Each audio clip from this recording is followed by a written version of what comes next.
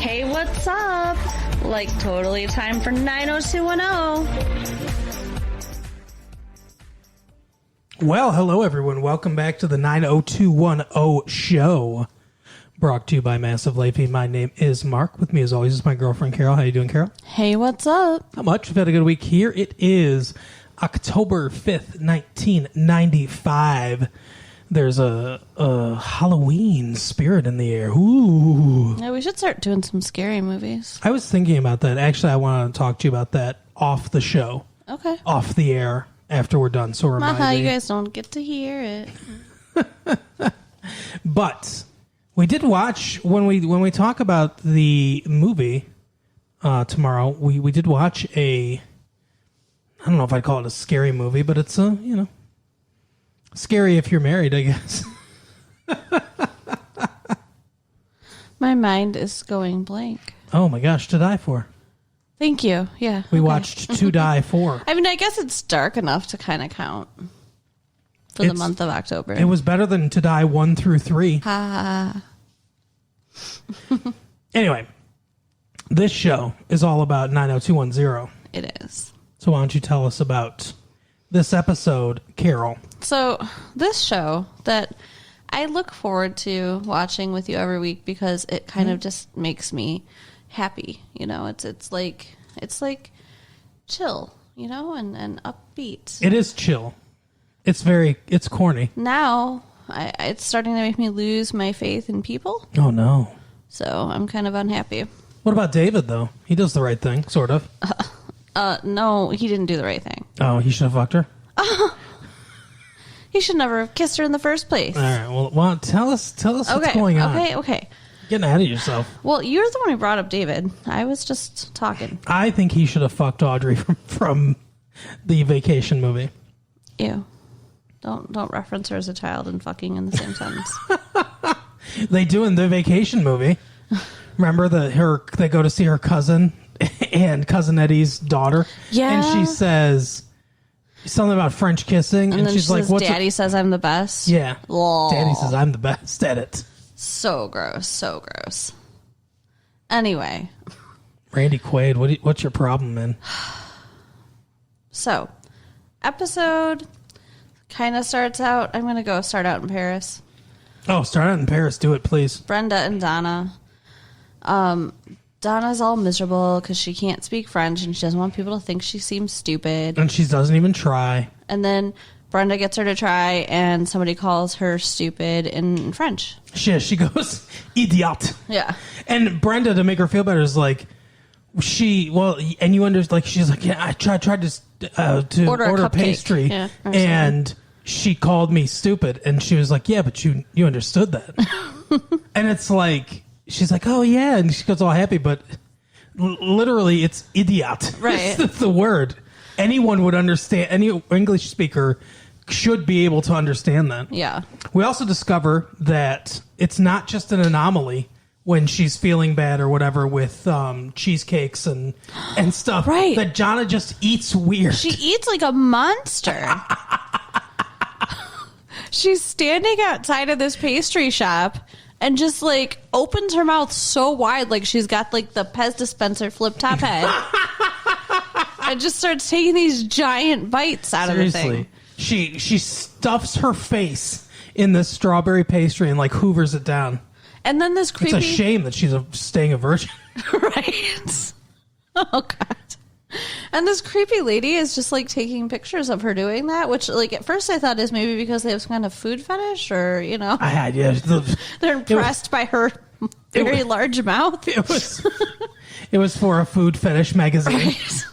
Called Deep Throats. But then she gives her business card and asks if she's ever done any modeling. It sounds like a scam. It really does. American woman gets approached by a female photographer in Paris. Have you ever done any modeling? But I mean, that happens in the mall all the time here in America too. That's true. Woman that clearly needs a nose job. Yeah. I don't know. She okay, so we get to see pictures of her at a photo shoot, and she actually does a really good job. Well, yeah, she's I don't know if she's a model in real life, Tori Spelling. I don't know. She's the daughter of a famous producer. I know that. Probably. But I mean, either way, like, she looks hot. She's good at modeling. She's good at, like, making the faces and stuff, even with her giant nose and mouth making and head. the faces. Wow. And eyes. Like, all of her features are large. Except her breasts. She does kind of look a little alienish. She does. Her eyes are a little off. Yeah, her eyes are big, her lips are big, and her nose is big. It's weird. But she's still pretty. Imagine how much prettier she'd be if she was, like, normal size. Imagine if she looked like a real human. How much prettier she'd be. Maybe David wouldn't cheat on her then. Yeah. Oh, I hate him. So she starts modeling. Mm-hmm. And with Pierre, is that his name? I think so. The writers were like, what's the most generic French name we can think of? And she starts blowing Brenda off. Like, they're supposed to go. I thought you were going to say something else. No, but you know she doesn't. No, I know. She wouldn't do that. She's staying a virgin girl. Because Aaron Spelling demanded that if she was in the show, she not have any sex scenes. Yes. So instead, she makes out with pastry. So, yeah, she's blowing Brenda off. Get your mind out of the gutter. That was you put it there. That was the compromise that the writers made. Aaron Spelling's like, okay, she can be in the show, but she cannot do any sex scenes. And they said, can she deep throat some cupcakes? And he was like, yeah, sure. That's fine. Oh, goodness. So she doesn't go to Versailles. Even though she was all excited to. The Arc de Triomphe. Because Pierre sends a car to pick her up and flowers. Yeah. And says he needs her for another photo shoot that day. I need you, mon chéri. I want to understand something, okay? Do you want to understand if they had trouble filling out the runtime of this episode? So they do 2 montages. One that lasts, like, I don't know, a full minute of just, like, flashing pictures of Donna onto the screen as she's doing her modeling. And the other one, just a montage of Steve doing volleyball stuff. That's true. It's so weird. But go ahead. What do you want to understand? So, at the end of this, she is offered a modeling contract. 2 years. And she does not take the modeling contract. Because it comes with Pierre's penis. Right. And Brenda's like, well, you have all these beautiful pictures now. You have a portfolio of beautiful pictures. Mm-hmm. As though that's it. Does she own them? But first of all, good question, does she? And secondly, did she not do an actual job that she got paid for at any point? Because if not, then why did he need her? Right. Why did he send a car for her? Right. What was she doing with him all day? Because she came in late. Like, Brenda was already in bed. She must have made some money. They gloss over that, but she must have made some because she must have been doing some kind of modeling job. I sure hope so. Like, he's like, well, and I don't know how modeling works. Like, I don't know the industry very well, but I guess he could have been like, oh, I like you. I like your look. Let me take a ton of pictures of you. And then what does he just send them out to magazines? And it's like, hey, do you want to purchase these? And then they buy them? Because I would assume as the photographer, he owns the pictures. I don't. Well, no, I mean, that's not how modeling works because what happens... Oh, tell us, model. Shut up. I'm not a model. I've never been a model. I went to modeling school. You were a model. I went to modeling school. I did not ever get paid to be a model. Oh, what did they pay you for then? Nothing. Oh. You gross, mean person. Hey, this is a safe place to be. Who was your peer? There was no peer. All right. No, but okay, so advertisers go to the modeling agency and say, hey, we have a product that we need modeled. We need advertised. Okay. And then they do pictures with those clothes or those products or whatever. We have giant eyeglasses. Do you have anybody who has giant eyes to go behind them? So random pictures of beautiful girls in random clothes aren't going to really work unless it's an art magazine or something, maybe. Okay. So, yeah, I mean, he really wouldn't be able to do much with it except fill out his own portfolio of photography, I guess. But I imagine that since she's in them, she can, use them, and he can also probably use them. Yeah, I don't know how it works. But either way, I literally have no idea. that's Paris for now. Is she's off modeling with Pierre, Okay, so, we're going to come back to Paris then? We will come back to Paris. All right. So, back in California, David is making his music, and this girl... Yeah, he's doing the whole DJ thing with the keyboard and the waka waka waka, which is not that impressive. No, he's just press and play on a keyboard. This girl hears him and is like, "Oh, where's that rockin' sound coming from?" As Steve's trying to pick her up. Yeah, poor Steve's always trying to pick girls up, and no one's ever biting. No, not at all. Never once. I mean, he has to get laid at some point, right? I guess. It can't just have been Kelly. Kelly was the last one. Is Kelly the dumbest woman in Beverly Hills? Because she's the only one willing to sleep with Steve. She slept with him before that she got a nose job, so her self-esteem was lower. That's true. I forgot about that. Yeah. So, I don't know about dumbest. That's supposed to be Donna, remember? Everybody calls her dumb. She gave her old nose to Donna. Right? That's what happened. So she goes and walks into his cabana. Just walks in. And like I said, aforementioned Audrey from the original National Lampoon Vacation movie. Yeah, and she starts flirting with him and telling him how great he is, and his head just starts growing right there and so big he can't walk out the fucking door. His ego, too. Mm-hmm. And Steve and Brandon somehow have gotten a job. Like, they're actually getting paid to sign girls up for a volleyball tournament. Well, it's not just girls. It's girls and guys. Well, yeah, because Steve plays in it. But mostly girls. I think in bikinis. Yeah. I think there's a female league, there's a male league, and then there's a mixed doubles league. Right. And yeah, so they're what's his name? Brandon makes sense because he works there. Yeah. And he's got his work uniform on. I don't know how Steve does not work there. Steve doesn't have a job. Steve's like the club pro or whatever at volleyball. He gets to be part of it too, or maybe he volunteered. I don't know. Well, he said he's getting paid. Someone gave him money for that. Oh, wow. Yeah, that's true. So, I don't know. But he says, oh, remember last year, Brandon, there were so many hard bodies here. I hate that phrase, by the way. It doesn't make me feel like desirous to hear hard body. It just makes me feel like cringy. Yeah, if someone said to you, oh, you're such a hard body, because they refer to women that way.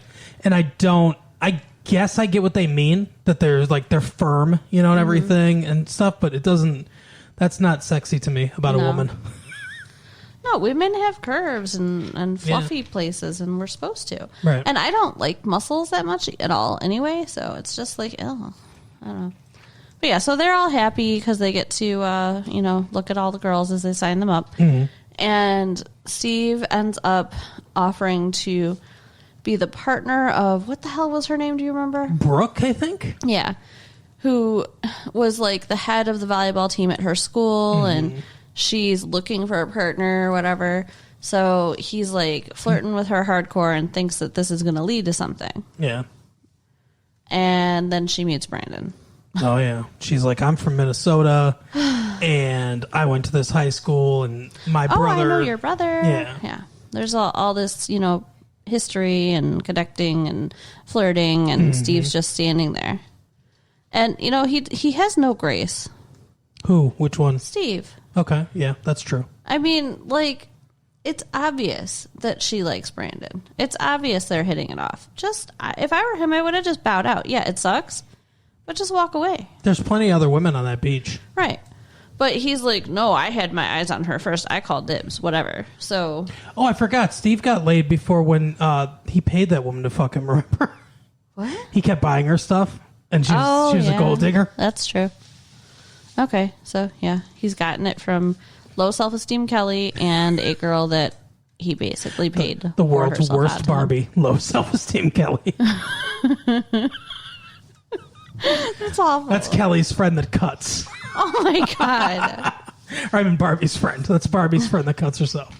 She comes complete with a Sylvia Plath book, a 9 Inch Nails CD, and a razor blade. Wow. That's all I'm going to say. Okay. What, we were talking about Brandon and Brooke. Brandon and Brooke, their names even sound good together. They do. Here comes Brandon and Brooke. Yeah, so like I was saying, I think Steve should have just let Brandon have her. Yeah. But instead he argues that, she should be his. Hey, I saw her first. As though Brandon. That really matters when, now this is the appropriate time for Brandon to say, hey, women have a choice in who they date. Right. But he already used that line, so instead he has to go along with this bullshit. And it's the male finders keepers rule. Right. Steve tries to ask her out on a date to celebrate one of their wins, and she invites Brandon. Mm-hmm. Wow. Poor Steve. I think I'm rubbing off on you. What? Because you called him Brandon. She invites Brandon. Yeah, they go to the Peach Pit. And she says it weird, too. She's like, the Peach Pit. And then she says the armpit or something? Yeah. Yeah, it was weird. She was trying to be funny. You think? I guess. I don't know. Where is she from? Palo Alto? Palo Los Hermanos? I don't know. I have no idea. Yeah. I can't be Palo Alto because I think that's Northern California. But yeah, she's not from around there. She's not from Beverly Hills, but she's got to be close-ish. Sure. But it's weird. She should have heard of the Peach Pit. That's all I'm saying. Yeah. So, it's Marilyn painful. Monroe used to hang out there. Right. Before she went home and cut herself. Oh my God, would you stop it? But speaking of cutting, it's painful to watch Steve sitting there next to them while they're basically on a date together. He does. Ian Ziering does the pathetic third wheel so well. He's got that look down. Oh, yeah. He's just sitting there stiff, staring straight ahead. Yeah. So finally she gets up to go to the jukebox. Mm-hmm. And they have it out, and Brandon's like, I'm just gonna go. I'll let you guys have your date. I'm the third wheel. Mm-hmm. She stops him at the door. Where are you going? Don't leave. I'm playing Elvis. Don't be cruel. And then he says something about, what am I going to get in trouble from the Beautiful Girls Society or something like that? So very flirty. Yeah, he's not doing a good job of ignoring her either. Mm-hmm. And I don't know. He leaves. Steve still thinks he has a shot for some stupid ass reason. So the next day, Steve is annoyingly optimistic throughout his entire life. Right. So the next day, he decides to be very clear, because he wasn't clear enough before, that when they celebrate this time, it's going to be just the two of them having a private celebration at his house, right? Because his mom's out of town and he knows where she keeps her Dom Perignon. Right. He couldn't have added more elements if he tried. Right. The bed has new Egyptian cotton sheets on it. Oh, you're on your period? We have the finest towels. Oh God.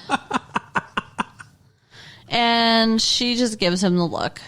And he knows, and she's like, I like you, but... Mm-hmm.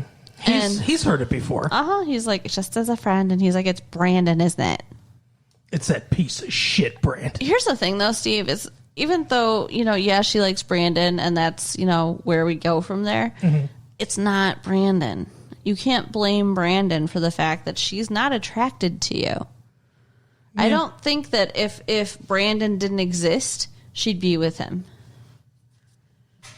Yeah, I agree. So it's not all him.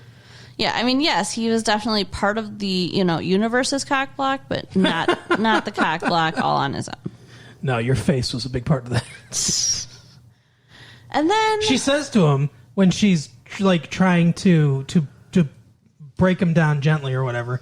She says, "You're a nice guy," and I was like, "Well, she doesn't know him that well." Right. I mean, he's been nice to her. He wants to get in her pants. Right. So, him and Brandon have talked. And Brandon has told him he's not going to go after her. Mm-hmm. So, she's now officially rejected Steve. They should have another conversation. Yeah, of course. But they don't. And then she wears Brandon down. Yeah, she really tried hard. She's like, you want to go drive up the Pacific Coast? And he's like, I would like to, but Steve's my friend, and I can't betray him. He talks to Dylan earlier, and Dylan's like, hey, your relationship with with Steve is more important than any woman. Yep. And he says, okay, or whatever. And she's like, hey, don't worry about Steve. I told him that I don't want to date him. It's fine, Yeah, and then, and she also says, okay, so I'm not going to date Steve, and you're not going to date me, and then we'll all be miserable. Yeah. Which is kind of a valid point, I guess. I guess. I feel like Steve's misery gets compounded by the fact that they are together, so... Well, because it's kind of a betrayal. He said he wasn't going to go after her, and he did. They hung out, and... Well, they go driving, and then she tries to kiss him, and he rejected her. He rejected her, and she's like, maybe you and Steve should date. And so then he stopped rejecting her. The implication that he could ever possibly be gay just enraged him to the point where he literally grabbed her hair and pulled her in for a kiss. You didn't notice that? No. She's got short hair. He goes in and grabs a fistful of the back of her hair, right there. Damn. He's like, I'll show you gay. Yeah, that was pretty crappy, really. I wouldn't want a guy to kiss me because I insulted his masculinity.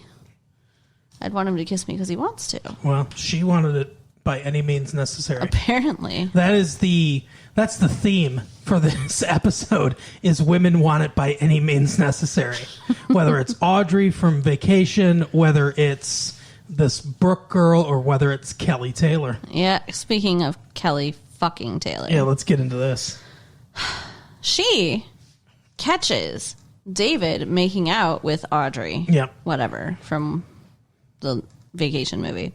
And she's like, you're a piece of shit. Yeah. She tells him, not cool, and apparently she had been teasing him. I think I, blanked on this, but she'd been teasing him or something about Donna cheating on him.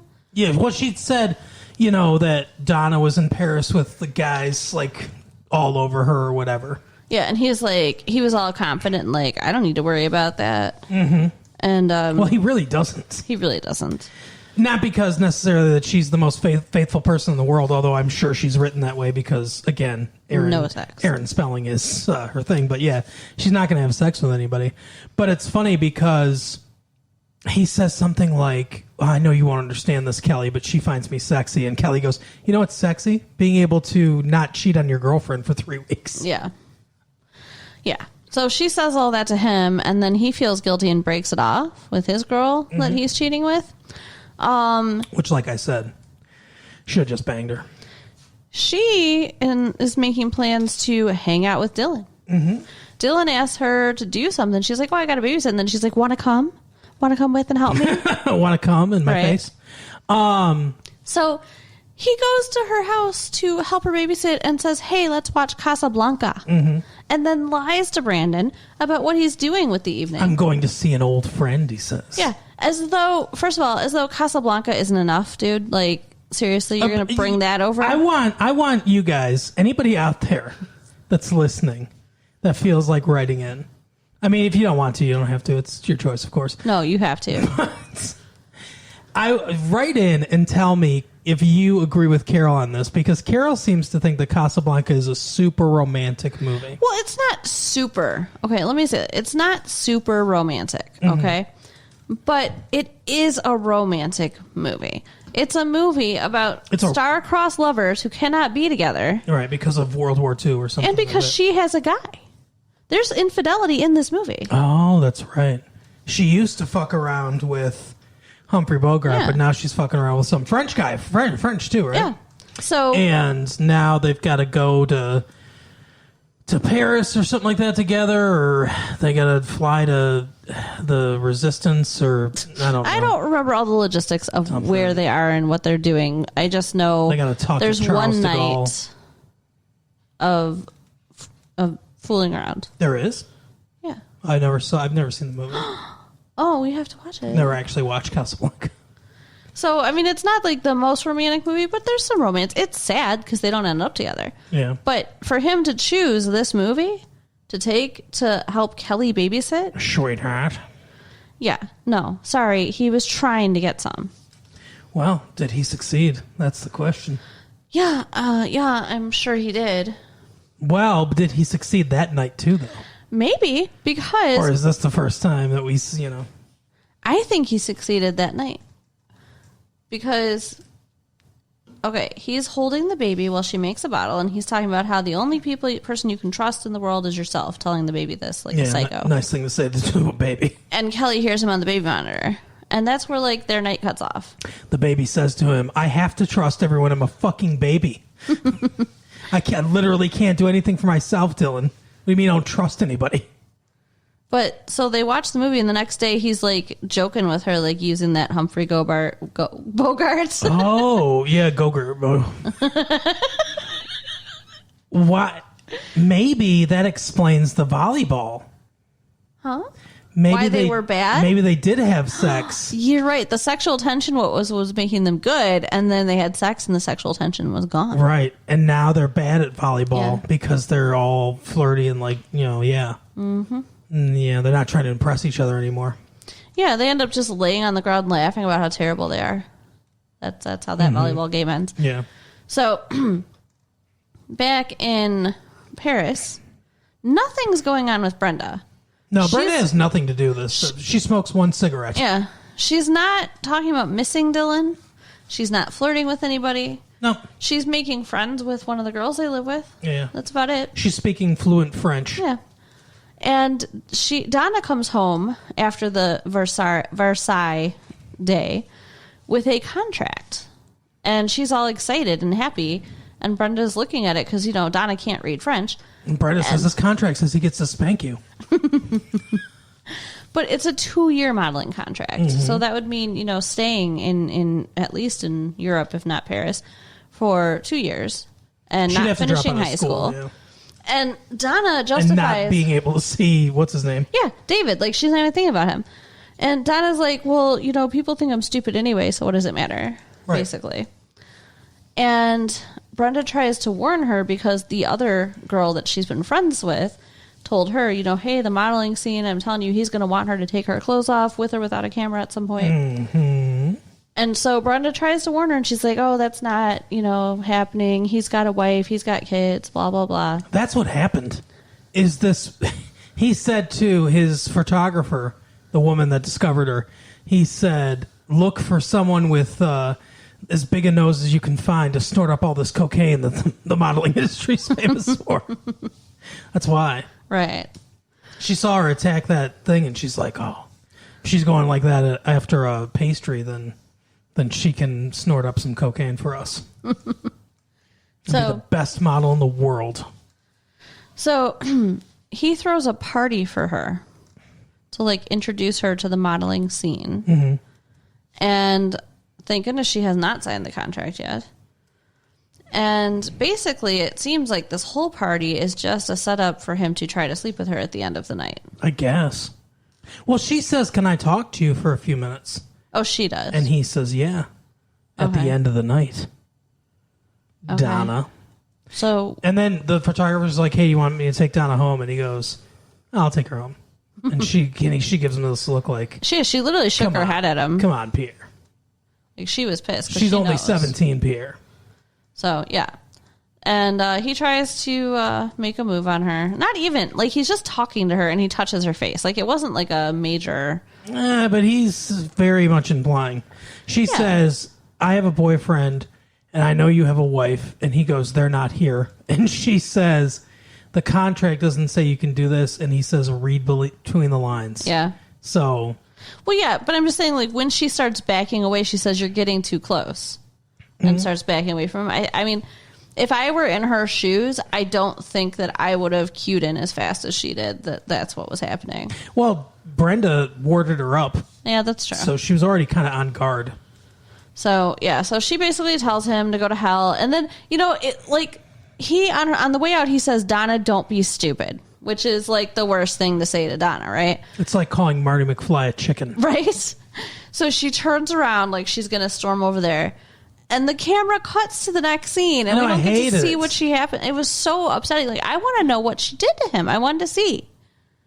And then she tells Brenda, and all she did was apparently pour his wine on his face or something. Who cares? And she says red wine, and they all laugh. I wanted to see him get hit. So Donna was faithful, and Donna is not going to be a model.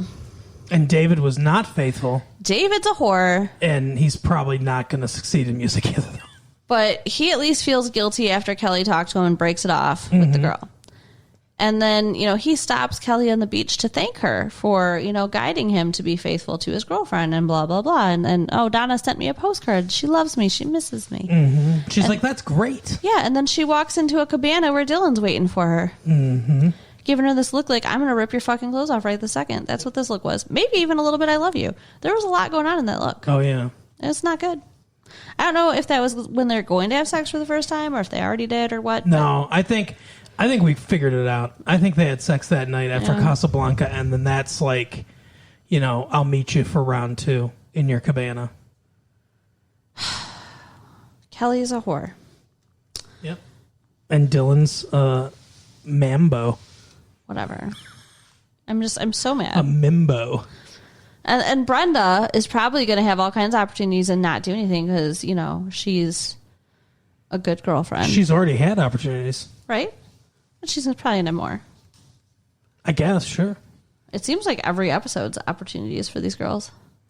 Well, that's Europe, right? Yeah. But yeah, so, I'm just disappointed in everyone except Donna and Brenda. Donna and Brenda, yeah.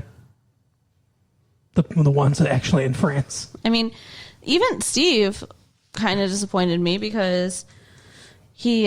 Steve's always a disappointment. Steve instructed David to cheat. He did?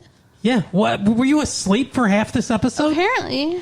David's talking to me. He's like, wait a second. You're telling me that you and Donna haven't fucked yet? Oh, yeah, and he goes, no, she wants to wait till she's married. And he's like, well, listen, she might want to wait till she's married, but once she gets married, she's not going to want some guy that's bad at sex. So you better get some practice in. And he says she's in Paris, so just go ahead and do it. Yeah, you're right. He's a dick. They're all dicks.